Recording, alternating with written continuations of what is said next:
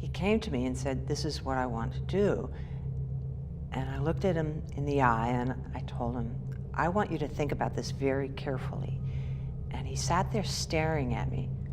I could see his conviction that he wasn't going to back up, that he wasn't going to back away. And it was so sudden. "Take a minute," I said. "If we go through this door, there's no going back." And it was really his choice. And it looked like he had thought about this long and hard, and so I said yes. I married him after knowing him for 2 weeks. He took me out, he gave me gifts, and he seemed so elegant, and he was so charming.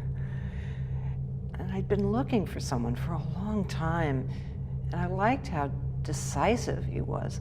I liked that he told me what he wanted.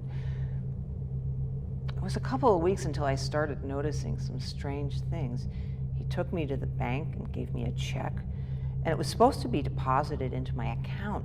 But as we walked in, he said he was going to need some cash, and this was an out-of-state check, so the bank needed to do a revision. The bank manager knew me, and so they decided to give me the money. And little did I know that this check belonged to one of the others. I wouldn't have been able to know. At the time, everything was fine. I mean, this lasted for 5 months. He moved in with me. He only had 1 suitcase. And this, I thought it was because his things were out of town and he'd only planned to be in the city for a short time, and then he had met me. So I really thought he was passionate about this, about being with me. I thought he was leaving a life behind him to stay with me. I wanted him to meet my family, my sister who lives a few hours away, but he refused. He said it was too early. And this was a little strange, I thought. I mean, why would he want to marry me, but at the same time not want to meet my family?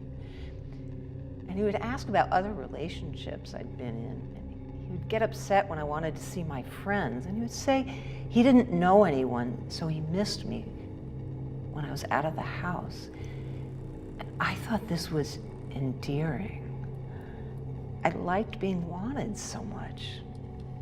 Yes, he would ask me for money, saying that his was in a local bank account in his hometown and he couldn't access it in Illinois. In the end, I gave him close to $6,000. I brought groceries, paid the rent, the utilities. And finally, after I kept asking, he agreed to meet my sister. It was only a 5-hour drive, and we were staying there for a week. He had the 1 suitcase, so he took it with him, and I didn't think this was odd. And we stopped at the hotel for the night, and early in the morning, he took the car because he had to do something in the town we were in. He was a salesman and wanted to get in touch with some distributors in town, and he told me to meet him at the lobby. And I waited for hours. And of course, I started to worry. I thought something had happened to him. I mean, this was my first response. I can't believe it now. I was worried that he had gotten lost or that he'd had an accident. I tried calling his cell phone, and at first it rang, but no answer. And after a couple of calls, the phone started going straight to voicemail, and I called the police, and I gave them my license plates out of worry. I didn't report it as stolen. And I finally traveled home on the bus. And then I realized he had keys to the apartment, and he'd been there. The drawers were open, and the television gone, and a computer, and some jewelry I'd hidden in the closet. And he took a photo we had taken together. I have no other photos of him. I was confused and really angry. Really, I was angry at myself. I mean, I didn't know what to do. At this point, I just want him found.